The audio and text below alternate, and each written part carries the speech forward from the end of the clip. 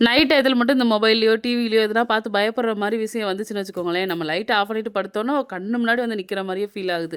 நேத்து கடைக்கு போறேன்னு போயிட்டு ஒரு மூட்டைய பார்த்து நல்லா பயந்துட்டேன். நைட்டு இனியாப்பா வேற வீட்டுக்கு வரலையா, தூக்கமே வரல. என்னமோ அந்த மூலையில உட்காந்துருக்க மாரி, இந்த மூலையில உட்காந்துருக்க மாரி பயந்துகிட்டே இருந்தேன். லைட்ட போட்டு வச்சுட்டுலாம் கொஞ்ச நேரம் தூங்கிட்டு இருந்தேன். அதனால காலையில எந்திரிக்கிறதுக்கும் லேட் ஆயிருச்சு. கோலமும் போடல. எந்திரிச்சதும் அடுப்பெல்லாம் கிளீன் பண்ணிட்டு, சரி டீ போட்டு குடிக்கலாம் அப்படின்னு ரெடி பண்ணிட்டு இருந்தேன். அடுப்ப கிளீன் பண்ணும்போது இந்த சைடு ப்ளூ கலர் பேப்பர் மாரி ஒட்டியிருக்காங்கல்ல, அது இந்த அடுப்புல நல்லா எரிஞ்சு அப்படியே ஒட்டிக்கிச்சு. அத கிளீன் பண்ணவே முடியல.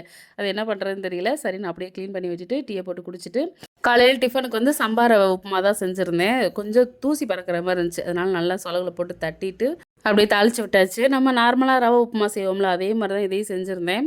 கொஞ்சம் பொல பொலன்னு வரணும்னா, தண்ணிய கொஞ்சம் கம்மியா ஊத்திக்கணும். நான் 1 கப்பு ரவைக்கு 3 கப்பு தண்ணி வச்சிருந்தேன். எனக்கு நல்லா வெந்து வரணும் குட்டீஸ் சாப்பிடுறதுனால. உப்புமாவும் சூப்பரா ரெடி ஆயிருச்சு. இந்த சம்பா ரவையில வேற என்ன டிஷ் பண்ணலான்னு உங்களுக்கு தெரிஞ்சிருந்துச்சுன்னா, கமெண்ட்ல சொல்லுங்க. நானும் குட்டீஸ் மட்டும் தான் சாப்பிட்டோம். பெரியவன் கொஞ்சம் சாப்பாடு இருந்துச்சுன்னு சாப்பிட்டுட்டு விளையாட போயிட்டான். மீண்டும் சந்திப்போம். டாடா.